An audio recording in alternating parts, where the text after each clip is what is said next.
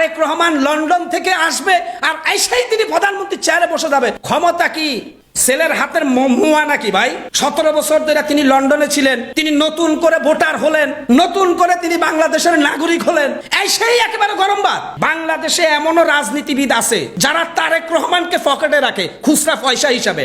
এত সস্তা না। তারেক রহমান শহীদ প্রেসিডেন্ট জিয়াউর রহমানের ছেলে হিসাবে তাকে আমরা ভালোবাসি, কিন্তু তারেক রহমান দেশের মস্ত বড় বুদ্ধিজীবী নয়। তবে মনে রাখবেন, বাংলাদেশ জামাত ইসলাম বর্তমান যে অবস্থায় আছে, তারা আওয়ামী লীগের ভোটগুলো তাদের পকেটে ঢুকাইছে, তারা বিএনপির যারা ভদ্র বিএনপি তাদের ভোটগুলো পকেটে ঢুকাইছে। অতএব জামাতে ইসলাম একেবারে এমন কাঁচাইছে, ন্যূনতম যদি সুস্থ নির্বাচন বাংলাদেশে অনুষ্ঠিত হয়, বিএনপি শুধু পরাজয় বরণ করবে না, বিএনপির অনেক হেভিয়ের প্রার্থীদের জামানতনামা থাকবে না, আমি চ্যালেঞ্জ করলাম।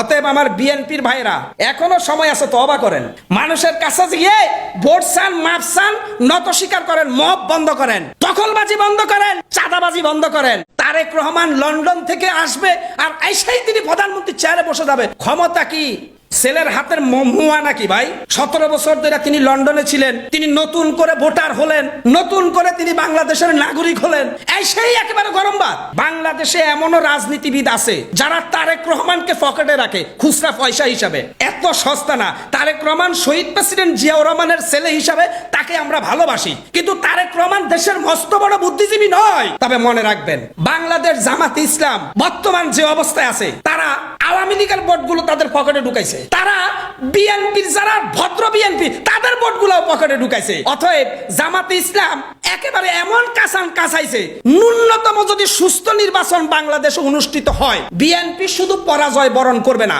বিএনপির অনেক হেভিয়ের প্রার্থীদের জামানতনামা থাকবে না, আমি চ্যালেঞ্জ করলাম। অতএব আমার বিএনপির ভাইরা, এখনো সময় আছে, তওবা করেন, মানুষের কাছে গিয়ে ভোট চান, মাপ চান, নত স্বীকার করেন, মব বন্ধ করেন, দখলবাজি বন্ধ করেন, চাঁদাবাজি বন্ধ করেন।